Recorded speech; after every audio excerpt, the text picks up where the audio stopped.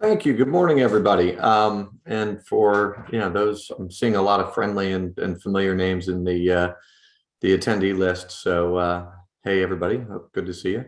So my name is Chris Pettit. I was until recently the director of Office of Agricultural Water Policy. As Jennifer mentioned, I'm still doing a little bit of work for the department, but I am currently sitting as the executive director of the Conservation Commission out here in the lovely state of Washington, and sitting on the governor's natural resources subcabinet out here.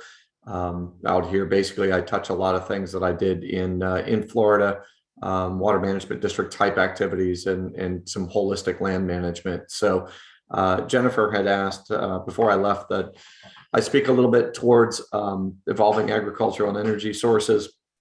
We are going to talk Florida centric, but I wanted to highlight a couple of things because this is something that goes on, nationwide and in fact worldwide. We're at a very interesting and pivotal point. We did get the latest IPCC report out. We've seen those conclusions. Importantly for agriculture, we saw methane gas reports come out in the last couple of days, and I touch on a couple of interesting things here in this presentation towards that. We are going and gearing up for the next farm bill, and I sit on a couple of national committees to help to steer that, and I'll talk a little bit more about that. But there's opportunities to improve flexibility within the conservation programs to integrate some really cool things on the production landscape, and also touch on some of the urban agricultural pieces. Needless to say, the story of agriculture, energy, and what we're trying to address on the sustainability side is really about holistic land management and how we integrate within various watersheds and various regions. And I'm going to walk through that. So next slide, please. So just to review, and I know we're talking about this, but it's been interesting as of late. One more person I just happened to see who's on, and I wanted to recognize. I think the director of the Office of Energy for FDACS is on, Kelly Burke. She does a lot of just really amazing programs, and we've tag teamed on things over the last few years. I just wanted to give her the hat tip. But in terms of climate change, climate resiliency, we talk a lot about sea level rise. Sea level rise is very, very important. It's very, very important out here in the Pacific Northwest as well, and we're seeing it worldwide. We have been doing some studies and have been looking at the migration patterns, looking at the sensitive areas, and actually looking at the development impacts and associated other consequences of what is going to happen as we see impacts across the landscape. Of course, in Florida, and I know many of you have heard me say this, we are looking at state, 22 million people, the third largest population in the country. We are the 27th, I believe, largest state by geography. And we have an economic foundation, 320 commodities plus in the state of Florida. We have an economic foundation predicated on 1,000 people a day, 120 million people visiting Orlando and the beaches, and growing ever-intensive foodstuffs and commodities on ever shrinking landscapes, at the same time that we are impacting the ecohydrology of those landscapes. So needless to say, the challenges are relatively daunting. That said, climate change is not only then sea level rise, it's also the wetter wets, the drier dries, the higher temps, ET for agriculture, changes in crop productivity and pest impacts. You are seeing impacts to orchard fruits, for instance, and the challenges in growing those. You're seeing continued challenges to the citrus industry, which came out this year. You're seeing continued challenges as we move up into Georgia, South Carolina, and the growing areas move north. So agriculture is right at the tip of the spear, but also offers some significant avenues to improve in terms of energy resilience, but also broader climate resilience. Next slide, please. So as I mentioned, this picture on the right is kind of telling. I mean, as we're seeing the impacts occur, as we're seeing higher demand, as we're seeing growing regions move, and I was having a fascinating conversation the other day with the apple industry here in Washington. They've been able to move to micro drip irrigation to be able to become more efficient because they don't have to worry about the freezes in the month of May anymore. And the ability to grow differently, the ability to grow more efficiently is very, very important. Now you couple that with regions that are water quality impacted, that are water scarce, all of a sudden needing to increase production based on things that are happening in other regions, and that means that we have to be more resilient, more efficient. How does agriculture do that? How does agriculture look at these things? We look at the ability to provide additional habitat concept, restoration, preservation. That's something that we've had a large discussion about in Florida as of late. Again, it's ongoing. I have a couple of programs here in Washington that mimic a couple of the things that we do in Florida very effectively, and continue to look at how do we protect these natural landscapes to be able to promote. Hand in hand with that, we took a look at water resources enhancement, the ability to look at how we alleviate some of the impacts that we're seeing. Carbon sequestration and soil health, big on the mitigation side, the ability to store some more carbon to create the opportunities within these open lands to be able to improve soil health, store carbon, and then some really interesting renewable and alternative energy options and alternatives. Next slide, please. I touched on habitat, just go through this really quickly. The way that we do this is really look at how do we use the tools in the toolbox in terms of those property rights and the ability to take sticks and remove development rights, maintain lower levels of intensity as a result of easements, tie them in with incentive programs and the ability to do other projects and really look at things holistically. And I think this is coming out as we're looking more at the intersection of growth management, agriculture, urban ag. How do we tie these pieces together to get back to some increased local kind of farm to table areas and abilities to reduce impacts on the logistics network and the transportation network, in addition to how do we recognize the values that the rural landscapes and open lands play in providing us the opportunity to live as we do in an urban setting. Next slide, please. So in Florida, we've done a lot of really cool stuff. We've done a number of cooperative projects. You have the dispersed water and water forming projects that have been very successful down in South Florida. There have been wetland enhancement projects that team up actually with reclaimed water and some other really innovative techniques to be able to stack some additional water, do some additional wetland restoration, improve the ability of these landscapes to provide environmental benefits and carbon sequestration. It also assists on the groundwater recharge side. And most importantly, we're starting to see this circular water economy. It was recognized in the 2018 Farm Bill that source water protection is a key aspect of some of the conservation programs that are implemented by USDA. And Kevin Carter from Broward County, who's an old dear friend, has been working very, very hard through AWWA. And there's some really innovative kind of outcomes there that we continue to look at project-wise. Next slide, please.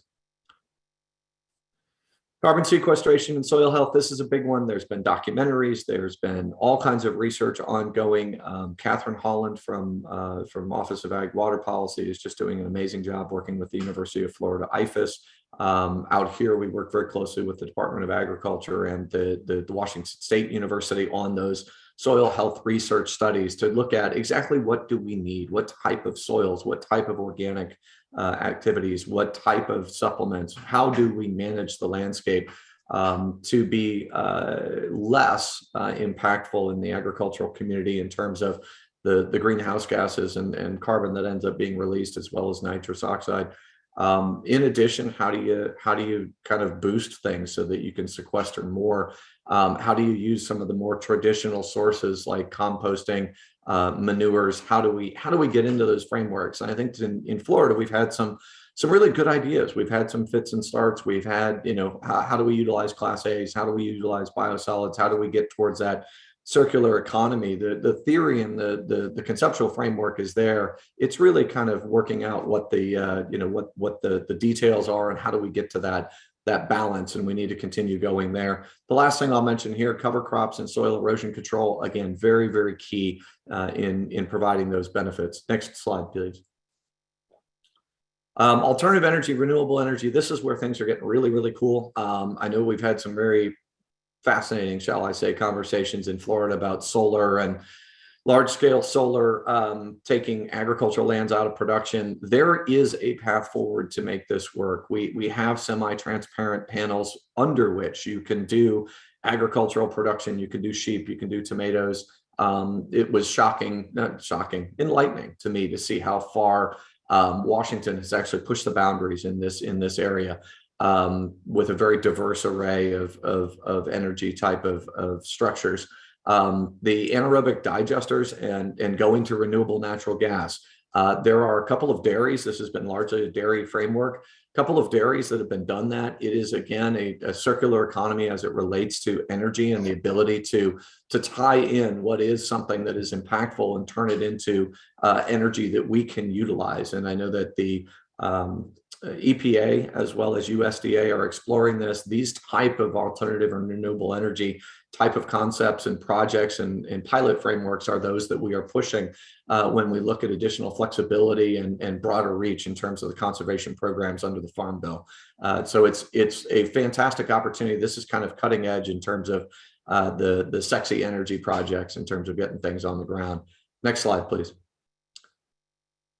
Engagement opportunities. I mentioned the Farm Bill. I knew I was going to run through it, but there are a myriad of ways to get involved and kind of take part in these conversations. Florida has a very vibrant Florida Climate Smart Agriculture Framework.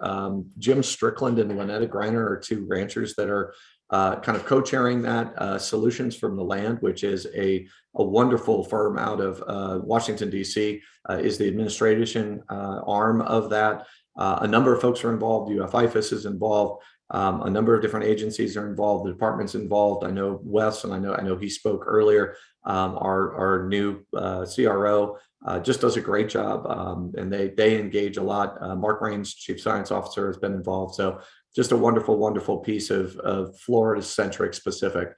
The Food and Agriculture Climate Alliance, that's a national group. Nature Conservancy, I saw Rod Braun was on.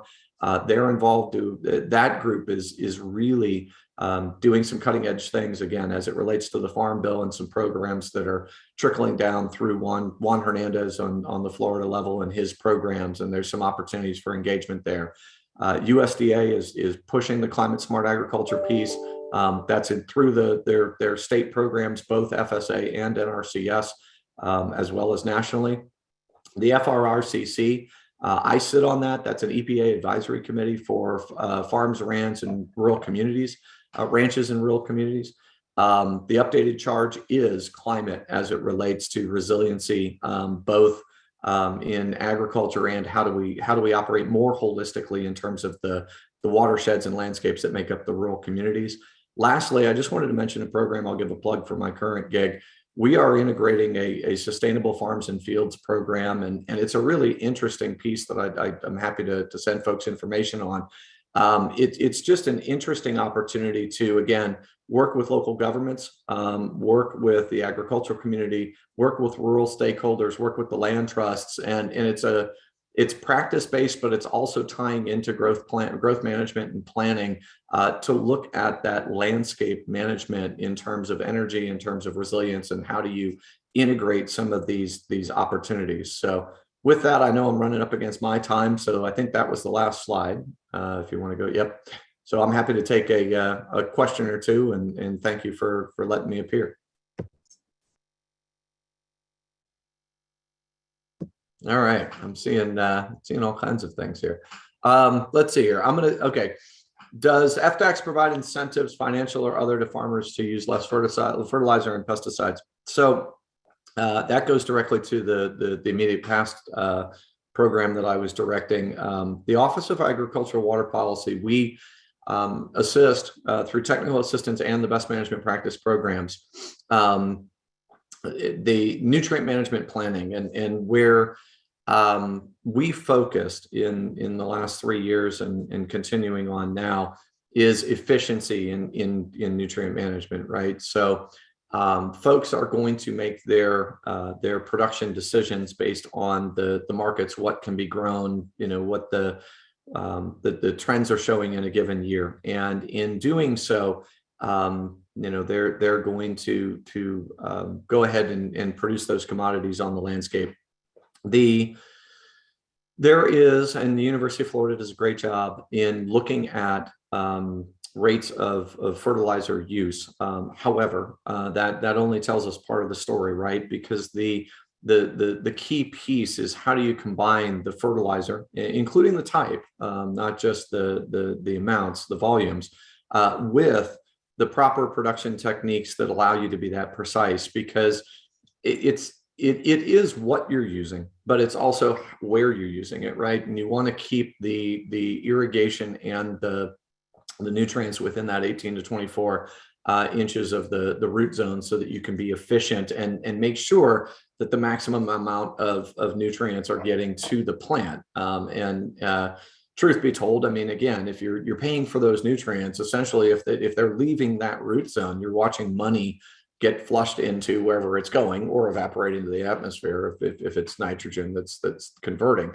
So FDACS in that program has the ability under the statute to provide financial assistance, and where we have targeted through what we worked on with our nutrient efficiency plans, which are agreements that we put together with the landowners as a result of the implementation verification visits that are undertaken, is how do we get the right nutrients at the right place, the 4R framework, and then the 5th R that comes in is irrigation. So let's make sure that we're not irrigating in a way that you're just blowing nutrients through the root zone. So short answer to that question is yes. The larger answer is it's part of a really complex framework of how do we balance production with the way that we have to become much more efficient. How do I see Florida agriculture surviving $15 an hour minimum wage? Interesting question. I guess it doesn't necessarily go to energy. I have a burden of having a couple of useless pieces of paper in economics, so I will artfully dodge that by saying that, again, the labor framework, the international, I think, balance of the way in which the agricultural industry operates, the demands that are put on it, the need to produce food. There, we could spend probably all day on macroeconomics and both efficiencies and inefficiencies within the agricultural structure and framework. Let's see. Where can one find an assessment of climate change metrics affecting Florida commodity crops, critical temperatures, free days? Okay, so I know the Farm Bureau has done some amazing work on that. I know that USDA is also doing a number of studies. Anecdotally, we can tell you, peanuts, for example, in North Florida have been dealing with some significant issues. And, we were working, Dee Broughton, who was at University of Florida and has now gone to another better opportunity. She was doing some really interesting work with the Peanut Federation because they were seeing impacts that were really, really challenging. I mentioned orchard fruits earlier. The ability to raise pears, the ability to raise peaches, the ability to do things in North Florida has been very greatly compromised. I can testify. I dealt with it over the last 3 years because you're not getting the chill hours. The thing I'm liking to talk to people about right now is the plant hardiness zone here where I'm at in Olympia in Washington is actually the same plant hardiness zone as Tallahassee. There's just reasons why we're able to do things a little bit differently here. I know I just got bumped on 1 minute. There's one more question, Jennifer, that if you don't mind me taking. Helping farmers move into regenerative practices and dollars for transition, that are available. That is the really interesting and amazing opportunity because the incentive frameworks that are being adopted, I'll speak nationally. You look at, again, the Farm Bill and the way in which the NRCS and FSA on the state levels are able to take those large sums of federal dollars and target those programs. So you have EQIP, which is the practices program, but they are now doing a secondary EQIP, what they're calling CIC. That's climate specific practices. That's a large new sum of money. There was $1 billion that they're running through the Commodity Corps lately that We are now actively looking. I mentioned sustainable farms in the state of Washington. We're going into that agroforestry framework and we're leveraging and increasing those sums. That's all going into working through the conservation framework and with producers to implement those regenerative practices. In Florida, the Office of Agricultural Water Policy continues to look at it. We are active. I know the department continues to be active with Florida Climate Smart Agriculture. The last couple of years in the legislature, you've started to see bills on environmental services and how do we build this framework. I would think that there is ample opportunity through Kelly's office, through Ag Water Policy, through Dr. Brooks. These conversations continue to move forward, and I think that there's a real opportunity to join elbows on that. And I would even tie in the urban agriculture framework because that's something that the department continues to work on. And I know we have a couple of pilot projects out there, Pinellas, and I know Orange County, Orlando area are looking at that. So lots of opportunity.